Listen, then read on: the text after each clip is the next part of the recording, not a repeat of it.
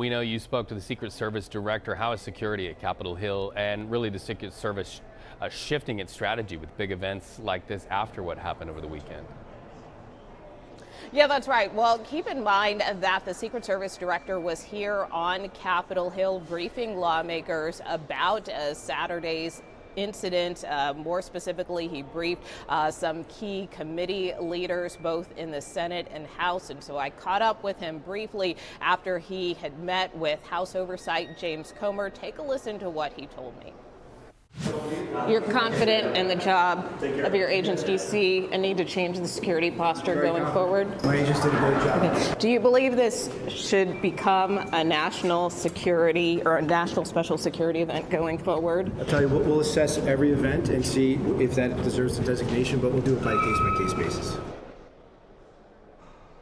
And in terms of asking him about that designation, a national special security event, that type of designation is typically applied to events, let's say like the State of the Union or the inauguration. And there are questions about whether that might be applicable for something like the White House Correspondents Dinner, given the high number of dignitaries that are in attendance from the president on down. Of course, Saturday was the president, it was the vice president, it was the Speaker of the House, all of them being in line of succession to the president, on top of a number of cabinet officials, members of Congress, etc. So as you heard the Secret Service director there say, that is something that they may assess going forward on a case-by-case basis. I would point out he didn't really get into details of the ongoing investigation into the incident, but we do expect him to continue his briefings of lawmakers. In fact, we're expecting some committees to hold additional briefings with Secret Service officials, and there's even talk potentially of whether congressional hearings may be warranted at some point to try to get to the bottom of what happened Saturday night. But as for the King's visit, I can tell you that security is pretty heightened here. Speaker Johnson telling me that he believes there will be sufficient security for the King's visit this afternoon. All right, Nikole, Killion on Capitol Hill, where it will play out. Thank you so much. Good to talk to you. Now let's talk about the suspect from over the weekend. You see him here in these court renderings. That's 31-year-old Cole Thomas Allen. He is, of course, the suspected gunman from Saturday's shooting at the White House Correspondents Dinner. He appeared before a judge in court for the very first time, and there will be many times in court for him. Prosecutors charged him with 2 firearms counts, 1 count of attempting to assassinate the President of the United States. Allen did not enter a plea this time, but we do expect more in his journey to justice when he goes back to court on Thursday. Let's bring in CBS News national security contributor Samantha Vinograd. So, Sam, walk us through his first court appearance and what these charges mean for the case. Well, Reed, I do want to emphasize a point you just made, which is these charges are the initial charges.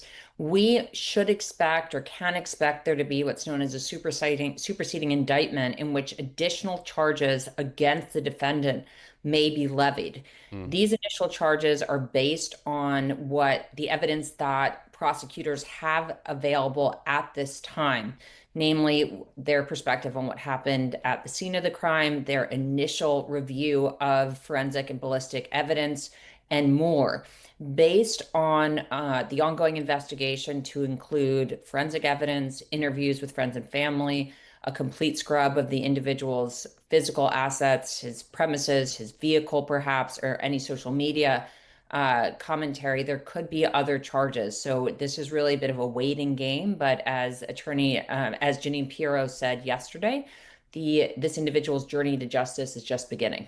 Yeah, for sure. Okay, I want to tap into your brilliance relative to another subject, and that's, of course, security. Your background really gives you knowledge about different levels of security in Washington, D.C. and around the world at many high-profile events, different classifications, if you will.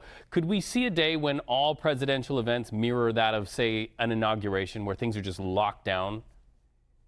It's going to be a little bit hard to make every presidential event what's known as a National Special Security Event, or NSSE. I've seen this talked about a lot lately in the past few days.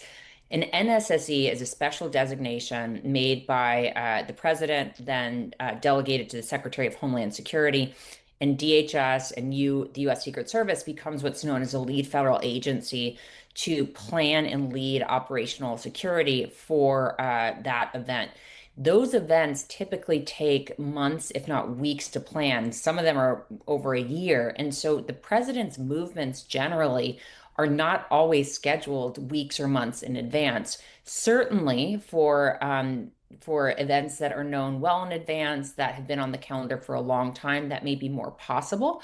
But if an NSSC designation is not appropriate for all of the president's events or stops, there are certainly security enhancements that could be made.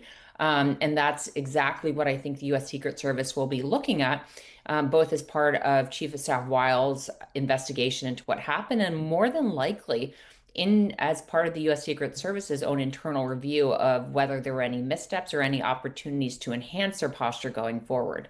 All right, Sam Vinograd, thank you for the conversation. Appreciate it so much.